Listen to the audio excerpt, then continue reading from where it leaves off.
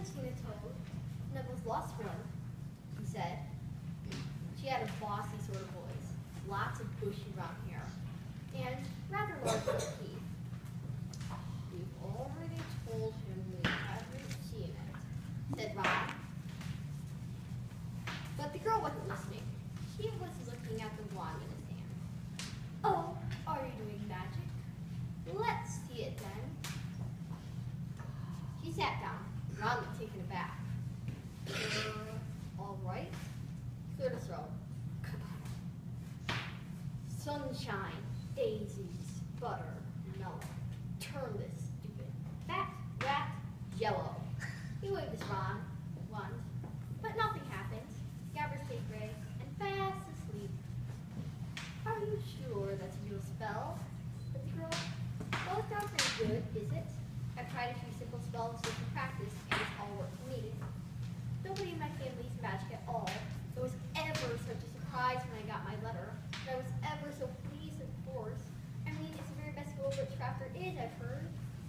I've learned all our coursework by heart of course. I just hope it will be enough. I'm Hermione Granger, by the way. Who are you? Said this all very fast.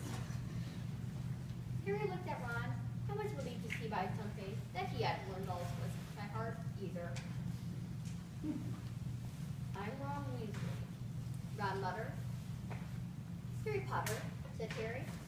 Are you really? Said Hermione. I know all about you, of course. I got a few extra books for background reading, and your modern magical history, and the rise and fall of the dark arts, and great wizarding events in the 20th century. Am I? Said Harry, feeling dazed. Goodness, didn't you know? I'd have found out everything I could if it was me. Do either of you know what house you'll be in? I've been asking around, and I hope I'm in Gryffindor. It sounds by far the best. I heard Dumbledore himself was in it. But I suppose Ravenclaw wouldn't be too bad. Anyway, you better go and look for Neville's Toad. You two had better change, you know. I expect you'll be there soon. And she left, taking the toadless boy with her.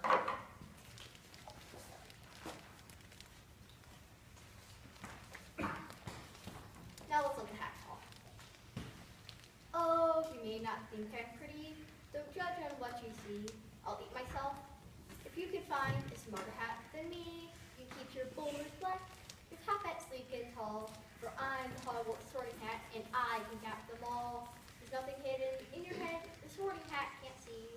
Try me on, and I will tell you where you ought to be. You might belong in Gryffindor, where dwell the brave at heart, the daring nerve and chivalry take Gryffindors apart. You might belong in Hufflepuff, where they are just as loyal. These patient Hufflepuffs are true and unafraid of toil. For yet, and wise with Ravenclaw, your ready mind, for those of wit and learning, will always find their kind. Or perhaps in Slytherin, you'll make your real friends, whose cunning folk use any means to achieve their ends. So put me on, don't be afraid, and don't get in a flap. Dancing hands, but I'm none, for I'm a thinking cat.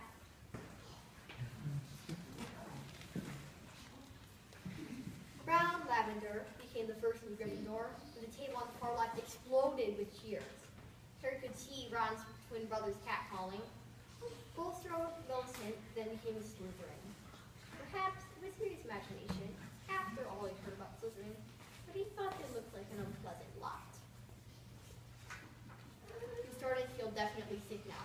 He remembered being picked for Keemstar and Jim at his old school. He had always been last week chosen, not because he's no good, but because no one wanted Dudley to think they liked him.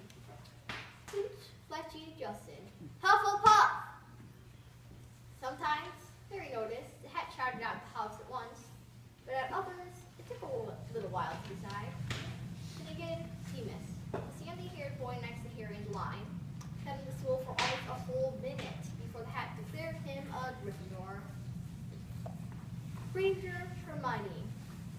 Hermione almost ran to the school and jammed the hat eagerly on her head.